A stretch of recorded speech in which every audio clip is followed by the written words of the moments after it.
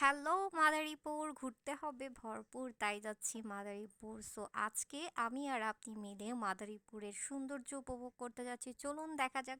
Hello, আসসালামু আলাইকুম, কি অবস্থা সবার, কেমন আছেন? আজকে তোমাদের সাথে খুবই সুন্দর একটা জায়গার ভিউ শেয়ার করব, আর সেটা হচ্ছে মাদারীপুরে অবস্থিত।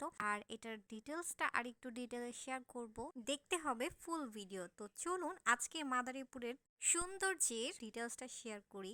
মাদারীপুর বাংলাদেশের মধ্য অঞ্চলে ঢাকা বিভাগের একটি প্রশাসনিক অঞ্চল। 50 দশক শতাব্দীতে শাহ মাদার রহমতুল্লাহ ইসলাম প্রচারের জন্য বিভিন্ন দেশে সিরিয়া হতে সুলতান সাহেবের শাসন আমলে ভারতের পরে বিশ্বের বিভিন্ন বঙ্গে ভ্রমণ করে থাকেন। তার পূর্ণ নাম ছিল হজরত বদিউদ্দিন আহমেদ জিন্দা শাহ মাদার রহমতুল্লাহ। ধারণা করা হয় তার মাদারের নাম অনুসারে এই অঞ্চলের নাম মাদারীপুর নামকরণ করা হয়ে থাকে। ঢাকা যাত্রাবাড়ি থেকে এই মাদারীপুরে যাওয়ার জন্য অনেক বাস ট্রাভেলের জন্য রয়েছে, এখানে যাত্রাবাড়ি থেকে মাদারীপুর যেতে টিকিট লাগবে 300 টাকা করে পার পারসন। এবং দক্ষিণবঙ্গের অনেক বাস আছে যে বাস আপনাকে মাদারীপুরের কাছাকাছি নামিয়ে দিতে পারবে, এবং তার টিকিটের প্রাইসও ডিফারেন্স হতে পারে। তো যাত্রাবাড়ি থেকে আপনারা মাদারীপুরের অনেক ধরনেরই বাস পেয়ে যেতে পারেন। আর সাধারণত প্রাইস 300 টাকায় টিকিট নিতে পারে। আর আমরা সাধারণত আমাদের গ্রামের বাড়ি যেহেতু মাদারীপুর, সেই ক্ষেত্রে আমরা মাদারীপুর আগে অবস্থিত ছিলাম, তারপর ওখান থেকে আমরা এই মসজিদে ভ্রমণ করতে গিয়েছি। দ্যাটস ওয়াই আমরা অটো দিয়ে গিয়েছিলাম। আর এত সুন্দর রাস্তাঘাট, রেল লাইনের রাস্তা, এত সুন্দর সুন্দর নিট ক্লিন পরিবেশ, আপনাদের কিছু কিছু ক্লিপস দেখাচ্ছি, সেটা আপনারা দেখলেই বুঝতে পারবেন। আমরা অনেকদিন পর গ্রামে ঘুরতে গিয়েছিলাম।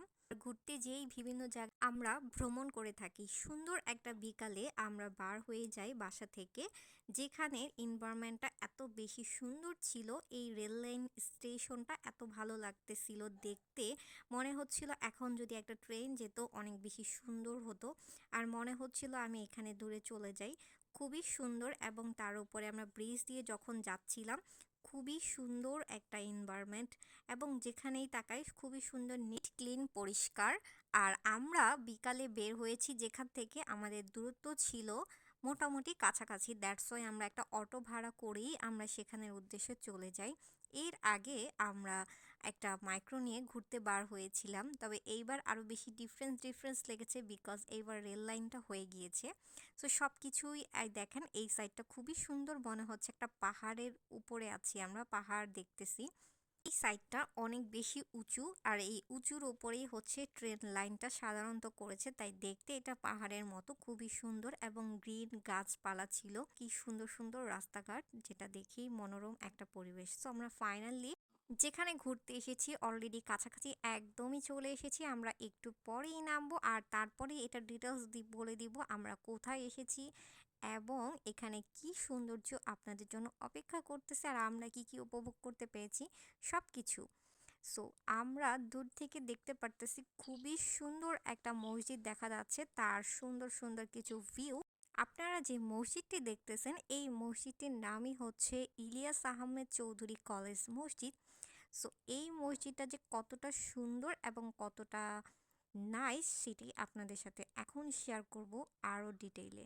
তো চলুন দেখা যাক এটার কিছু কিছু সাইড, এবং এটা অনেক বড় একটা স্পেস নিয়ে এই মসজিদটা তৈরি করা হয়েছে।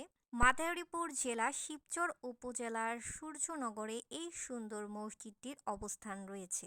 এই মসজিদটি নির্মাণ করতে সময় লেগেছিল 3 বছর। 2020 সালে ডিসেম্বরে এই মসজিদের কাজ শেষ করা হয়েছে। 2021 সালে এই মসজিদটা সবার জন্য উন্মুক্ত করে দেওয়া হয়েছে। নূর আলম চৌধুরী পারিবারিকভাবে নিজস্ব অর্থায়নে এই সুন্দর মসজিদটি নির্মাণ করেছে। সুন্দর এই মসজিদটির দৃষ্টিনন্দন করতে অনেক দূর দূরান্ত থেকে মানুষ এসে থাকে। সকালে একরকম ভিউ পাওয়া যায়, দুপুরে একরকম ভিউ পাওয়া যায়, বিকালে আরেক রকম ভিউ পাওয়া যায়, সন্ধ্যায় অন্যরকম একটা ভিউ পাওয়া যায়, মনে হয় নূরের একটা সুন্দর দৃশ্য এখানে ফুটে আছে। তার ছোট্ট একটা ক্লিপস আপনাদের সাথে শেয়ার করলাম। এই ক্লিপসটা বিকাল অবস্থায় এরকম দেখা যাচ্ছে, যদি একেবারে অন্ধকার হয়ে যায় সেটার ক্লিপসটা আরও বেশি সুন্দর। ইভেন লাস্টে আমরা এই সুন্দর দৃশ্যটা দেখানোর ট্রাই করব আপনাদেরকে যতটুকু ছিলাম। এখানে হাজার হাজার মানুষ প্রতিদিন এই মসজিদে এসে থাকে শুধুমাত্র এই মসজিদের সৌন্দর্য দৃষ্টান্তর করার জন্য প্রতিদিন হাজার হাজার মানুষ এসে থাকে, যেটা বলার বাহিরে। আপনারা দেখবেন কিছু কিছু ভিডিওতে এত মানুষের আনাগোনা, যা বলার বাহিরে। এই মসজিদটা নির্মাণের পর থেকে এখন পর্যন্ত বিভিন্ন মানুষের প্রতিদিন হাজার হাজার মানুষের আনাগোনা দেখা যায়।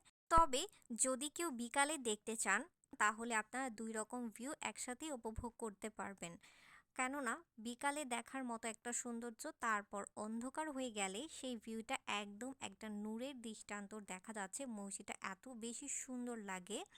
আমাদের গ্রামের বাড়ি মাদারীপুর, বিধায় আমরা ওখানে ওখানে যেয়ে তারপর গিয়েছি। বাট অনেক দূর দূরান্ত থেকেও এই সুন্দর মসজিদটা দেখার জন্য হাজার হাজার মানুষ প্রতিদিন এসে থাকে।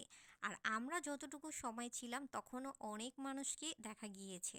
তো দেখে ব্যাপারটা অনেক বেশি আমার কাছে ভালো লেগেছে। আর মসজিদটা আসলে অনেক বেশি সুন্দর।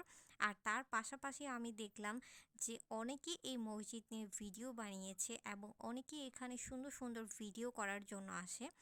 ইভেন আমি যতটুকু সময় ছিলাম তখনই অনেককে দেখলাম ভিডিও করার জন্য। এর আগেও অনেকেই এই মসজিদটা দেখার জন্য অনেক দূর দূরান্ত থেকে এসেছে, তার পাশাপাশি সুন্দর এই ভিডিও বানিয়েছে। এবং এটা ছিল সেই কলেজ গেট, যেখানে হচ্ছে কলেজের পাশাপাশি এই মসজিদটা হয়েছে। আমাদের গ্রামে এই মসজিদটা হওয়া সত্ত্বেও আমাদের দেখার সময়টা অনেক বেশি দেরি হয়েছে মনে হচ্ছে। তাছাড়া অনেক দূর দূরান্ত থেকেও এই মসজিদ যারা দেখেছে এবং ভিডিও করেছে, তাদের ভিডিও দেখে মনে হলো যে আমাদের গ্রামে হওয়া সত্ত্বেও আমাদের এত দেরি হয়েছে। বাট সত্যি কথা, এই মসজিদটা অনেক বেশি সুন্দর এবং অনেকেই এই মসজিদে এসে সুন্দর সুন্দর ভিডিও করে থাকে, যা অন্যরকম একটা ভিউ। সেই ভিউটা আমাদের ভিডিওটা কতটুকু করতে পেরেছি জানি না। এটা হচ্ছে সুন্দর করে ওপর থেকে ড্রোন দিয়ে ভিডিও করলে আরও অনেক বেশি সুন্দর লাগতো, বিকজ আমি অনেককেই দেখেছি অনেক সুন্দর করে ভিডিওটা করার জন্য। সো যাই হোক, আমরা যতটুকু পসিবল সুন্দর করে করার চেষ্টা করেছি। আর আমাদের খুবই শর্ট টাইম ছিল, আমরা একদম শর্ট টাইম নিয়ে গিয়েছি এবং শর্ট টাইমের মধ্যে মেঘলা মেঘলা একটা অবস্থা ছিল। দ্যাটস ওয়াই আমরা বেশিক্ষণ স্টেও করতে পারি নাই। তারপর আমাদের ব্যাক করা হয়ে গিয়েছে। দেখবেন এখন অনেকগুলো মানুষ, কোনোভাবেই মসজিদটাকে একা পাওয়া যাচ্ছে না। দেখবেন অনেক মানুষ বা অনেক গাড়ি টাড়ি থাকে, যেখানে অনেকে ভিডিও